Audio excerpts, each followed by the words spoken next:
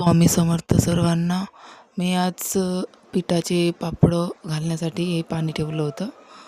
आज मी पिठाचे पापड घालणार होते. हे पीठ रात्रीच मी भिजवून ठेवलं होतं, आंबलं पाहिजे म्हणून. आंबल्यानंतर चांगलं होते. मग मी असं वरून घेतलं, ते गरम पाण्यामध्ये ठेवलं होतं त्याच्यामध्ये. तर असं म्हणजे गुठळ्या नाही झालं पाहिजे म्हणून त्याला चांगल्या प्रकारे पेस्ट करत होती. ते असं हलव करून घेत होती ना. नंतर हे असं वरल्यानंतर असं दिसून राहिलं होतं. थोडंसं चांगलं छानपैकी शिजू द्यायला लागत होतं ना, त्याच्यासाठी. मग नंतर मी त्याच्यामध्ये ओवा, तीळ असं टाकलं. असं मग छान असं हलव घेतलं त्याला. नंतर मग असे पापड टाकले मी छान.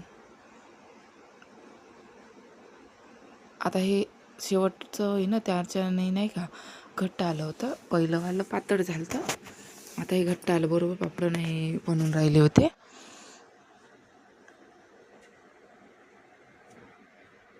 झाले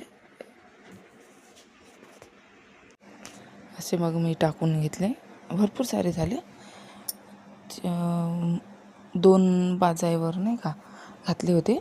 2 बाजा झाले जवळपास.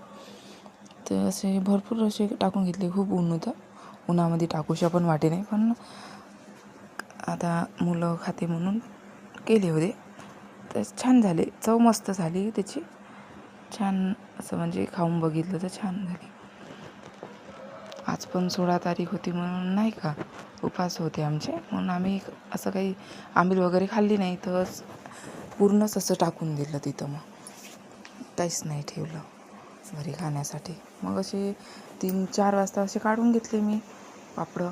तर बरोबर निघूनच नव्हते राहिले, कारण की पातळ झालं होतं. त्याच्यानं पातळ झालं होतं, तर नाही निघालं होतं. थोडं करून काढलं. अर्धे जेवाय हे वाट्यात बघा छान झाले.